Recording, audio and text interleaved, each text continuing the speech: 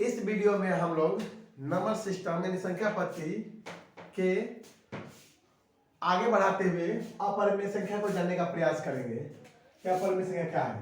तो अपरिमेय संख्याएं, इसको इंग्लिश में कहते हैं इरेशनल नंबर। इरेशनल नंबर्स इसको दिखाते हैं क्यूसी से। जैसे परिमेय संख्याओं के समुच्चय को क्यू से दिखाते थे, तो इसको दिखाते हैं क्यूसी से, यानी कंप्लीमेंट ऑफ, मतलब परिमेय संख्या का मतलब पूरक से ना। तो क्यूसी से दिखाते हैं इसके किसको, अपरिमेय संख्याओं के समुच्चय को। ये क्या होता है थोड़ा सा, तो वैसी संख्याएं जिसे P बटे Q के रूप में नहीं लिखा जा सके, जहां PQ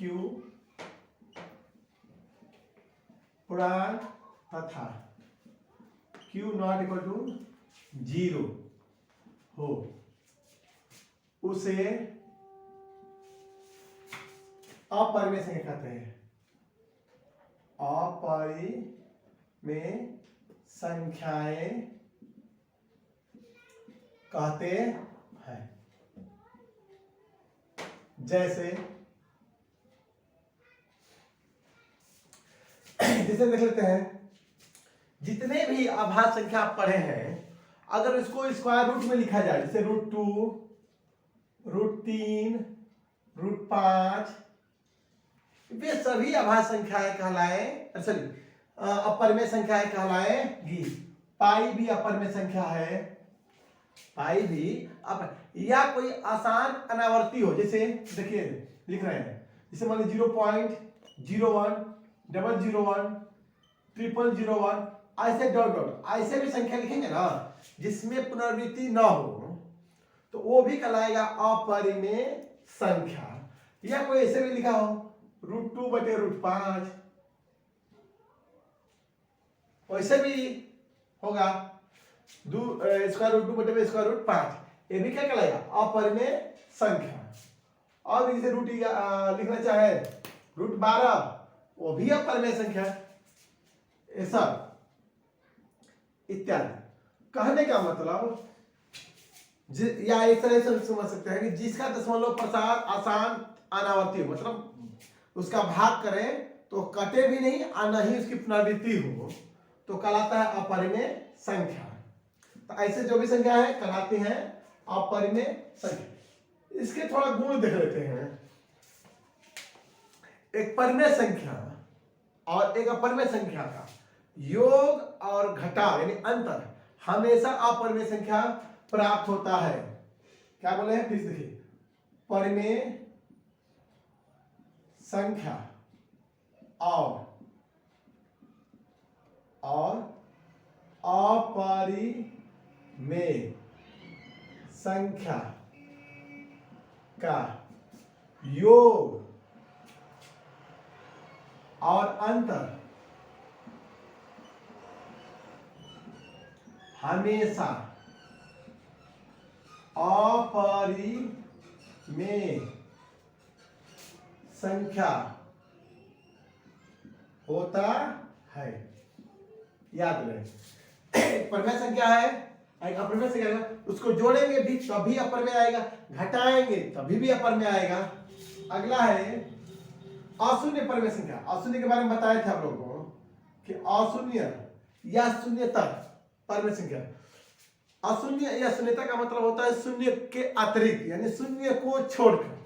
तो अशून्य परिमेय संख्या, अगर इसी को शॉर्ट में लिखना चाहे हम लोग, अशून्य परिमेय संख्या गुणा करें या भाग करें किससे, अपरिमेय संख्या से।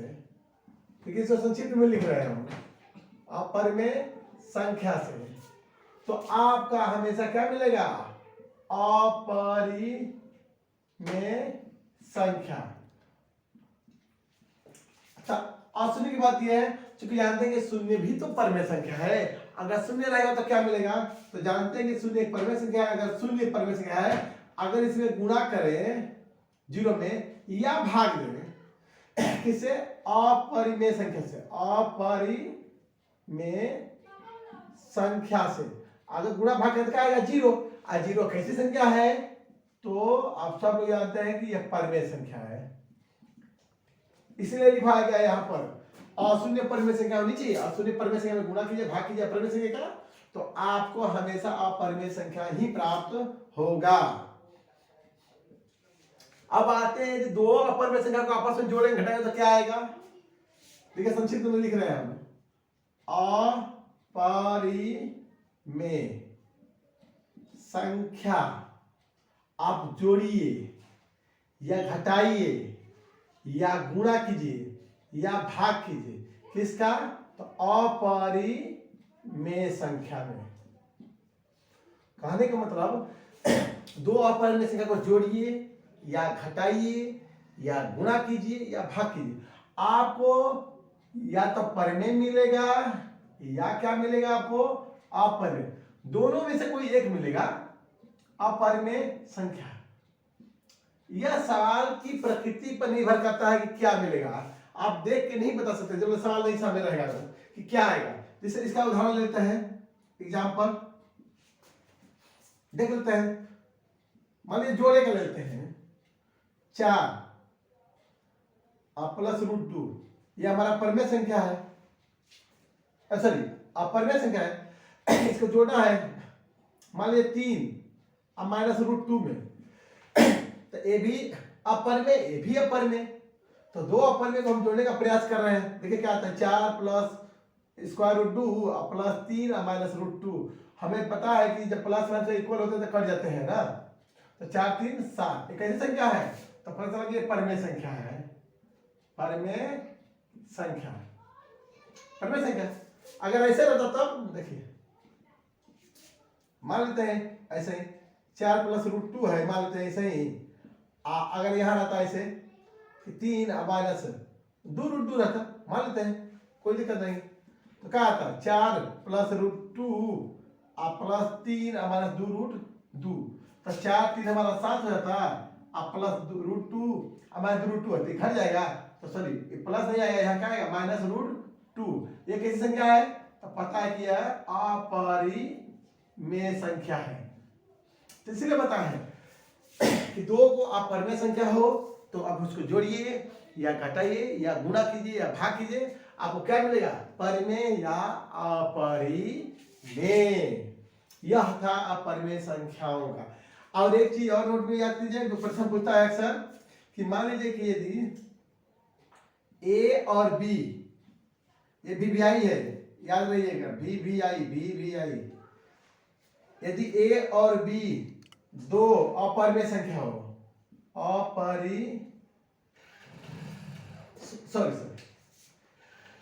यदि ए और बी दो संख्याएं हो, दो संख्याएं हो, तो इनके बीच का एक अपरिमेय संख्या, क्योंकि हम जानते हैं कि दो अगर भिन्न परिमेय संख्या है तो अनंत परिमेय संख्या भी होते हैं, अनंत अपरिमेय संख्या होते हैं, लेकिन उनमें से एक निकाला हो, इनके बीच का एक अपरिमेय संख्या, अपरिमेय संख्या क्या होगा, स्क्वायर रूट ए बी होगा। एग्जाम्पल, परीक्षा में मैट्रिक के एग्जाम में बिहार बोर्ड में 2 बार पूछा हुआ है, क्या पूछा हुआ है, 2 और 2.5, 2 और 2.5, 2 और 2.5 के बीच एक अपरिमेय संख्या है, तो इनके बीच में अनगिनत होंगे, अनंत होंगे, लेकिन उनमें से एक जो प्राय ऑप्शन में रहता भी है, तो क्या करेंगे, रूट में 2 गुणे 2.5 कर देंगे, तो रूट में आएगा क्या 5, ऐसे। ये बहुत ही महत्वपूर्ण सवाल है, इसको देख लीजिएगा। अब अगला शुरू करते हैं, देखिए अब अगला है वास्तविक संख्याएं। वास्तविक संख्याएं यानी रियल नंबर्स, रियल नंबर्स पढ़ना है। रियल नंबर्स में मतलब वास्तविक संख्या में क्या, तो आप जानते हैं कि परमेय संख्याओं और अपरमेय संख्या को मिला दिया जाए, यानी परमेय और अपरमेय, अपरिमेय संख्याओं के समुच्चय को, समुच्चय का मतलब होता है संग्रह समूह, परमेय और अपरमेय संख्या के समुच्चय को वास्तविक संख्याएं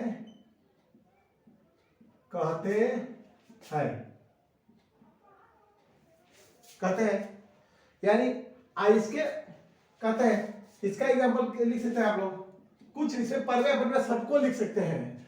मन करे तो 4 लिखिए, मन करे पाई लिखिए, मन करे √2 लिखिए, मन करे 1.4 लिखिए, मन करे 1.3 पर बार लिखिए, मन करे 1.303 003 0003, ऐसे अपरमेय को भी लिखिए। मतलब आप जो भी, या परमेय संख्या 4 को भी लिखिए, इसका √4 आप 4 स्क्वायर √4 एक परमेय संख्या है, इसको मतलब परमेय अपरमेय आप कुछ भी लिख सकते हैं। इसका परिवार बहुत बड़ा है। इसके समुच्चय को किसे कहते हैं, तो आर से। वास्तविक संख्याओं के समुच्चय को, यानी परिवार को, संख्याओं के समुच्चय को कैपिटल आर से दर्शाते हैं या दिखाते हैं, दर्शाते हैं, कैपिटल आर से दर्शाते हैं। अब इसके बाद बात करते हैं, ये हमारा हो गया वास्तविक संख्या, इनकी संख्या भी अलग होती है। अब यहां से हम क्लास को 2 हिस्सों में बांटेंगे, एक सीधे 9th और 10th के लिए और एक कंपटीशन के लिए, क्योंकि यहां से 9th 10th वाला भी कंपटीशन में आता ही है, तो इसके यहां से क्लास को हम सीधे ले जाते हैं। एनसीईआरटी की बुक जो है क्लास 10 की और 9th की, उसके अकॉर्डिंग अब चलने का प्रयास करेंगे। ये भी उसी के अकॉर्डिंग चल रहा था, लेकिन वहां अब इसी को सीधे सिलेबस को पकड़ लिया जाएगा। अब थोड़ा सा इसके बारे में थोड़ा सा अब इसको संक्षिप्त में पढ़ने जा रहे हैं हम लोग, थोड़ा सा राज कर लेते हैं कि कौन क्या क्या होता है क्या नहीं है। जैसे अगर देखा जाए तो प्रत्येक प्राकृतिक संख्या, इसको इस डायग्राम से बनाते हैं। अब इस डायग्राम में देखिए हम लोग समझने का प्रयास करते हैं। जब नीचे से ऊपर बोलेंगे तो सभी शब्द लगा के बोल सकते हैं, और ऊपर से बोलेंगे तो कुछ शब्द लगा के बोलेंगे। जैसे कुछ वास्तविक संख्या परमेय संख्या होती है, एक कथन सत्य है क्या सत्य है, तो कहेंगे सत्य है, कुछ शब्द लगाएंगे। तब ऊपर से नीचे जब भी पूछा जाएगा तो कुछ लगा के पूछना होगा, और नीचे से ऊपर पूछेंगे तो सभी लगाकर। इसके कुछ अपवाद भी हैं, थोड़ा देख लेते हैं। जैसे सभी प्राकृतिक संख्या पूर्ण संख्या होती है, ध्यान से सुनिएगा, सभी प्राकृतिक संख्या पूर्ण संख्या होती है, और सभी पूर्ण संख्या पूर्णांक होती है। सभी पूर्ण संख्या भी पूर्णांक होती है, और धन पूर्णांक, शून्य पूर्णांक और ऋण पूर्णांक भी पूर्णांक होते हैं, और सभी पूर्णांक भी वास्तविक संख्या होते हैं। अगर यहां से ऊपर पूछें कि क्या सभी प्राकृतिक संख्या वास्तविक संख्या होती है, तो हाँ होती है। क्या सभी पूर्ण संख्या वास्तविक संख्या होती है, हाँ होती है। क्या सभी पूर्ण संख्याएं परमेय संख्या होती है, हाँ होती है। क्या सभी पूर्ण संख्या पूर्णांक होती है, होती है। क्या सभी भिन्न परमेय संख्या होती है, हाँ होती है। सभी पूर्णांक परमेय संख्या होती है, हाँ होती है। सभी भिन्न वास्तविक संख्या होती है, होती है। हाँ, इसमें थोड़ा सा देखिए, कुछ ऐसे जो इसमें भी प्राकृतिक संख्या आ जाता है आपका, प्राकृतिक संख्या पूर्ण संख्या भी आते हैं। अगर कोई कहे कि सभी प्राकृतिक संख्या भिन्न होते हैं, हाँ होते हैं। थोड़ा सा ये अलग रूट से हो गया है, लेकिन हम कोशिश किया है इसको कि ऐसा मतलब लिख के आपको समझाएं कि आपको दिमाग में बेहतर एक चित्र बन सके। जबकि यहाँ से थोड़ा सा ये कट रहा था, ये थोड़ा सा कट रहा था भिन्न, फिर भी पूर्ण संख्या भी भिन्न होती है। भिन्न का कंडीशन, भिन्न का परिभाषा पढ़ लीजिएगा तो आपको खाली ऋण पूर्णांक वाला छोड़ दीजिएगा। ऋण पूर्णांक को छोड़ देंगे तो प्राकृतिक संख्या को भी भिन्न कर सकते हैं, शून्य पूर्णांक को भी भिन्न कर सकते हैं, समझ बात को। इसमें ये भिन्न के अलावा ऋण परमेय संख्या भी आ जाएगा इसमें, ऋण परमेय संख्या, समझ रहे ना। अगर ऋण में जो परमेय संख्या होगा वो अलग हो जाएगा, लेकिन यहां से फिर लिखेंगे तो फिर एक चीज छूटेगा। क्या छूटेगा, ध्यान सुनिएगा, चित्र पर मत जाइएगा पूरा, कहिएगा सर चित्र गलत बनाए, गलत बनाए। कुछ ऋण परमेय संख्या भी पूर्णांक होते हैं। एक आसान सा समझने के लिए बताएं, जैसे -2, ये ऋण परमेय संख्या भी है और ये पूर्णांक भी है। तो कुछ है, इसको आप चाहें तो चार्ट कंप्लीटली सही चार्ट नहीं बना सकते हैं, फिर भी एक समझने के लिए, मतलब आइडिया के लिए आप एक बना दिए हैं कि आप दिमाग में रखे रहिए कि मतलब ऐसा कुछ होता है। लेकिन फिर भी आपका लगभग ये 75% आपका कवर करेगा, 75% एकदम इसी के अनुसार चलेगा।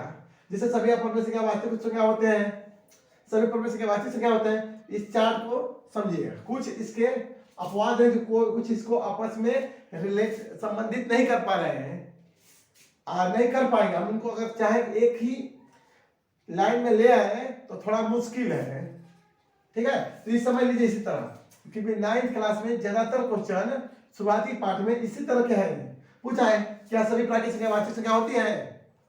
हाँ होती है।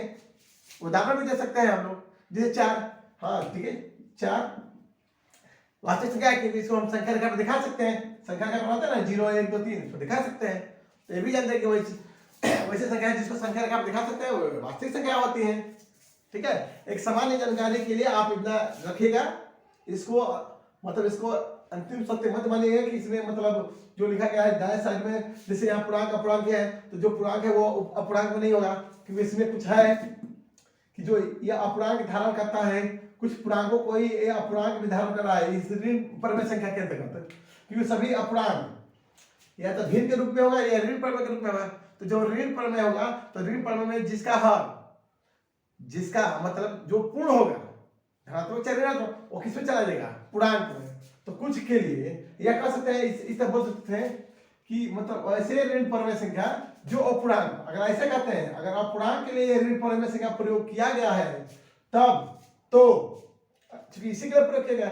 अगर इस संदर्भ में देखिएगा तो एकदम ये डायग्राम एकदम सटीक है, डायग्राम एकदम सटीक है। हाँ, इसके लिए एक बात बच जाता है कि सभी प्राकृतिक संख्या को पूर्ण संख्या कह सकते हैं, सॉरी हाँ सभी प्राकृतिक संख्या को पूर्ण संख्या, सभी पूर्ण संख्या को पूर्णांक कहते हैं, और प्राकृतिक और पूर्ण संख्या को आप भिन्न भी कह सकते हैं, ठीक है। अब आगे शुरू करते हैं हम लोग क्लास 10 की सिलेबस।